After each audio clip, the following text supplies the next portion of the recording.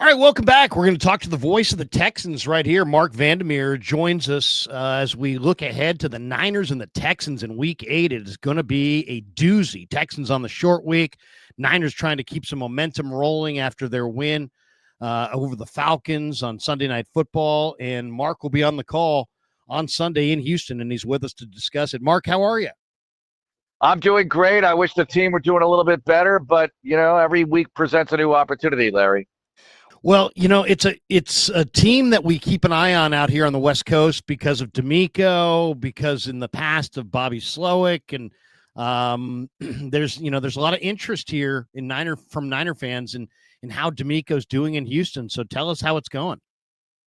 Well, this year is tough. You're 2-4, and it's not going according to plan so far. But overall, I mean, we love D'Amico Ryans here in Houston, no doubt. He's not an original Houston Texan, but he was originally a Houston Texan in 2006, part of a great draft class for this franchise, and immediately became a fan favorite, a great leader. I always said, even well before he got this job, before he was a candidate, that he's the best player leader the Texans ever had, and I think he's an outstanding leader as a head coach. So they're experiencing some adversity right now, but they're going to fight their way through it best they can. And I'll ride or die with D'Amico all day long, and I'm sure a lot more people feel that way because they've been through tough times before, not quite as tough as this, but I think they'll get through it. It's a really interesting quarterback, I think. CJ Stroud, if you catch him on the right day, looks amazing. And if you catch him on the wrong day, he doesn't look quite as amazing. Usually that is a statement about his offensive line, the line in front of him. How would you describe the career so far of CJ Stroud? Well, I think that's some of it. The rookie year was so sensational that it led you to believe, oh, this is going to be every Sunday. We're going to get this, and it's only going to get better and better. And you see that year two, you get into some struggles. Look at what's happening with Jaden Daniels right now. These things happen to quarterbacks. And, last year they let go of Bobby Slowick, who you mentioned, and was terrific for this team year one. And I thought last year there were some good things too, but ultimately it wasn't the match they wanted. And so as far as CJ's performance goes, it's so related to other things in addition to him. It's quarterbacking, it's collective, it's the line, it's the receivers, it's the scheme. He's already on his second offensive coordinator. Both coordinators were first-time play callers when they got the gig. And I think that's a bit of a risk. And sometimes it's a risk that pays off, and you never know if it will or not. But Nick Caley, so far, having a bit of a challenge here through the first 6 games, had 2 really good games against competition that you feel like you should beat, but they beat them convincingly. And Stroud was AFC Offensive Player of the Week in the last game before the Seattle loss. So you've had some bright spots already, but you need a whole lot more of them as you try to dig under or out of a 2 games under 500 hole. Offensive football, as you know, is so much about continuity and reps and working on the practice field to kind of come together. And this is a very young team. You got a young quarterback, you got a rookie running back in Woody Marks, you got some new offensive linemen, you've got a new left tackle, a good one at that, and Ursery, and some good young receivers. I really love Jalen Noel. How would you, they got 4 rookies that are playing key roles on their offense. How much do you think the new faces have slowed them down on offense? And of those rookies, which ones impress you? Well, I think it's an acclimation thing, right? You're trying to acclimate rookies in there, new linemen, like you said. You're playing Ed Ingram a ton at guard. Laken Tomlinson's rotating with Juice Scruggs a bit at guard. You drafted Scruggs to be a center, but moved him over. These things happen all the time in the O-line. But they've had some nagging key injuries, especially at the tight end spot. Dalton Schultz has played really well. He's having a good season for the Texans, but Cade Stover got hurt. He should be working his way back pretty soon here. Brevin Jordan was lost for the season in the preseason, and I think that was a bit of a problem because they had high hopes for him this year. So getting used to some of those things, along with breaking in all the new guys that you said, it's certainly a factor, but it's never an excuse because some teams do it better than others. At least maybe some combinations work better than others in the early going. And they have plenty of time to, get it going in the right direction. But, Larry, they've used up margin of error big time. They've burned through a lot of that. So now you're looking at, you got to win 6 of your next 7 or something like that to really be relevant in the AFC and make a run for the playoffs down the stretch.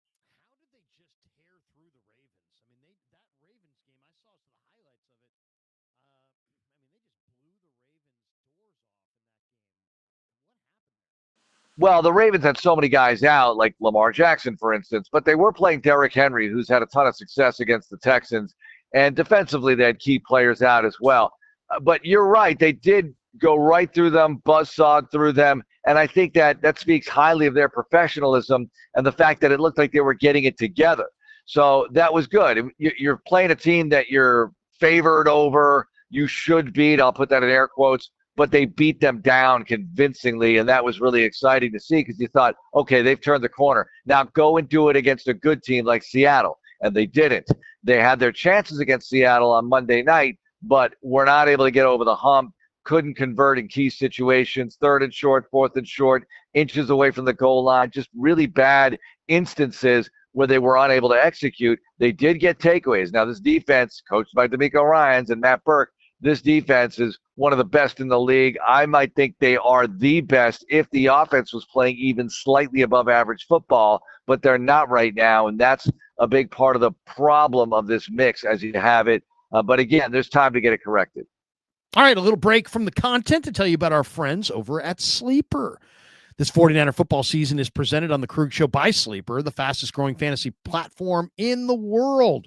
It's a one-stop shop. You get blazing fast news, real-time stats, group chat, season-long leagues, and of course, Sleeper picks for daily fantasy. Use promo code Larry, Larry, and Sleeper will match your first deposit up to $100. Links in the description. Terms and conditions do apply. Yeah, I mean, you catch this Texans defense on the wrong day, and you would swear it's the best defense in football. They got big-time players on all 3 levels. Hunter's an incredible player. Anderson's an incredible player. I think Azeez Al-Shaair is the most underrated linebacker in football, but granted, I'm biased. I like the guy. I know him. And then Stingley's big time. Petry's big time. Lassiter's a great athlete. They got all kinds of guys on all 3 levels of this defense. Who would you say is the leader of their D? Yeah, I think they have multiple. Azeez is definitely one of them. I mean, I love Azeez, and you do too. It sounds like Azeez is one of those guys you spend a few minutes with him, and he has you for life. I mean, I really feel that way about him. He's got an infectious personality, as you know. He's hard not to like. Now, he does have that edge on the field. Yeah. When he gets between the lines, he's one of those guys where a switch goes off. He had a big play on Monday night where it was costly. He drilled Sam Darnold to the ground out of bounds right in the white area, and clearly a penalty. Darnold kind of pulled him down as well, but Azeez did not hold up at the moment of truth, and it cost the Texans 15 yards of the first down, continue to drive for the Seattle Seahawks. But that's just one negative thing. There's so many positives to having Azeez as a leader. Will Anderson Jr., DeMeco Ryans always points out, guys like Azeez, Will Anderson, especially Will Jr., for younger players, do what he does, and you'll become great if you have that level of talent and commitment. And Will is great. Will had a sack fumble for a touchdown and the recovery on Monday night. So that was great to see. He's having another good year after his Defensive Rookie of the Year showing 2 years ago and a double-digit sack season last year. So I like the way that's headed. And I just look all over the place. I mean, Stingley is not a very loud guy at all. He's very quiet, but he plays loudly. And I think he's one of these guys, when you're on the field with him, you want to be like him. You want to play as well as he does. Lassiter, Bullock, I mean, all these guys are really good. Petry, they're tremendous leaders. I think this defense they need more attention. I really do believe that, but you're not going to get attention unless you're winning games. And that's job one starting Sunday against San Francisco. We're talking to the voice of the Texans, Mark Vandermeer. He's a great follow on X at Texans Voice. Mark, I think of this Texans team, and maybe I got to stay more current because I thought Christian Harris was awesome. I thought Dameon Pierce was a really solid running back. And it's like these guys have fallen out of favor. I mean, and it doesn't look like it's injury related necessarily. What has happened to the stars of Dameon Pierce and Christian Harris? They seem to have dimmed. It's a great question because I think they're so deep at those positions. They signed E.J. Speed in the offseason, and we thought is this a luxury signing? EJ Speed did so many good things for the Colts. And look, we hate the Colts here. This is like the Rams and the 49ers. This is a rival. You don't like the Colts at all, but you like EJ Speed as a player, and you love having him on your team. And he makes things happen when he's out there.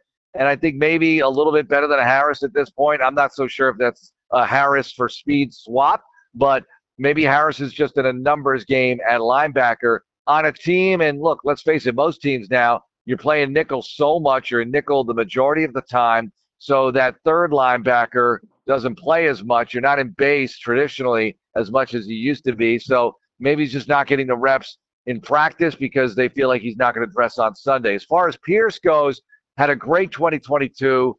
And the last couple of years, he's had moments, no doubt. And I still think he has those in him, but they like the rookie Woody Marks, who you brought up. They have Nick Chubb. They have Dare Ogunbowale, who they really trust on third down on occasion to pass protect well and do some other things. Now, it hasn't got as well as they wanted to lately, and it's not just Dare, it's everybody back there. But that's been a big factor why Pierce and Harris haven't played as much. But that's a good question.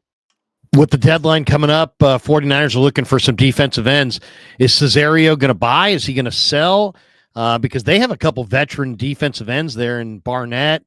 Definitely Darrell Taylor. Heck, Danico Autry could probably fit in that mix as well. 49ers, I'm sure John Lynch is calling around to every team in the league with any usable defensive ends that are available. What's going to be the Texans' mindset at the deadline? I think the mindset is to improve in any way possible, but also, and this is just me talking, not Nick Caserio, but I believe that they will look to fortify in areas they feel like they need it. And you still have, remember, you have another game or two before the trade deadline for most squads. So a lot of different things can happen. I think Darrell Taylor, who knows? He hasn't been up. He hasn't been dressed on game day last couple of outings. So maybe he's available, but I can't speak for them. They love Derek Barnett in that rotation at defensive end, along with Dylan Horton to back up Daniil Hunter and Will Anderson Jr. So I think that maybe you could part with one of those guys, but that's up to them, and those are tough decisions because as soon as you part with somebody, it feels like, oh, wait a minute, we need that position back. Now, they did it with Cam Robinson. They traded Cam Robinson to the Cleveland Browns because Cam felt like he's a starter, needs to play. They gave him an opportunity in Cleveland and took what they could get because he wasn't playing here. They're playing the rookie Tay Ursery at left tackle. So we'll see how it goes at the trade deadline. But maybe Lynch and Caserio will get together and make a deal. You never know. Hey, Mark, we appreciate your time, but Niner fans always love to know about the people that we have on the show. Tell us a little bit about yourself. I know you're the voice of the Texans, but you've been the voice of the Hurricanes. You've worked at UMass, looks like Central Michigan. You went to Boston U. Tell us a little bit about yourself. Where'd you grow up as a kid? Well, I grew up in the New York suburbs with my brother, my family. My brother lives in San Francisco. That's why I bring him up. But I was the voice of the Hurricanes in 2001 when they won the national championship in football and in baseball, by the way. And I've been the voice of the Texans since they started in 2002. So I feel like, I'm a Texans historian also because it's been so many years. I was at UMass in the 90s when they went to the Final Four with John Calipari and Marcus Camby. So I've been lucky to be in some great spots at great times and, really blessed to do this. And I absolutely love it. So love being with the Texans. Love that D'Amico is our coach because all the success he was having in San Francisco as an assistant, then eventually the coordinator. And we have a lot of former employees who have been through that building. Robert Saleh among them. And I like Rob, and I thought that he kind of got hosed with the Jets because look at them now. But I love AG too. Aaron Glenn, he was an original Texan. But look at Saleh. You win 7 games with the Jets, and it looks like a Super Bowl championship compared to what they've done the last couple of years. So it's too bad he hasn't gotten more of an opportunity because I think he deserves another shot. Mark, awesome stuff. On the way out the door, is there if you're thinking about this game, at kickoff, Niners, Texans. What's the key to victory for Houston in this one? How do you see what are if they have a key, 1 or 2 keys that really stand out to you? If they can move the ball on offense and score 3 touchdowns in this game, I know that doesn't sound like much. If the Texans score 3 touchdowns on offense, I believe they win because I think their defense will be good enough to take care of business. But if they're doinking it around on offense, turning it over, not finishing drives, too many penalties, pre-snap stuff, which has been a big bugaboo for them in these 4 losses they've had. The 4 losses, they have 4 offensive touchdowns total. I mean, that's unacceptable. So if they can get their offense cranked up, and we're not talking about Air Coryell, we're not talking about Bill Walsh, we're talking about just put 3 TDs on the board. I think the defense can play well enough at home to get a victory. But sometimes it's easier said than done, especially against the 49er defense that I know is missing guys, but they're always up for a big game, a good game. We just lost to Seattle up there, and the 49ers won there in a low-scoring game opening week, as you know. So anything can happen in the NFL. You got to be ready. Hey, Mark, I really appreciate your time. Have a great call on Sunday, and thanks for jumping on. We love chopping it up with you. Have a great day. Thanks a lot, Larry. Appreciate it. Mark Vandermeer, the voice of the Houston Texans. We got more straight ahead.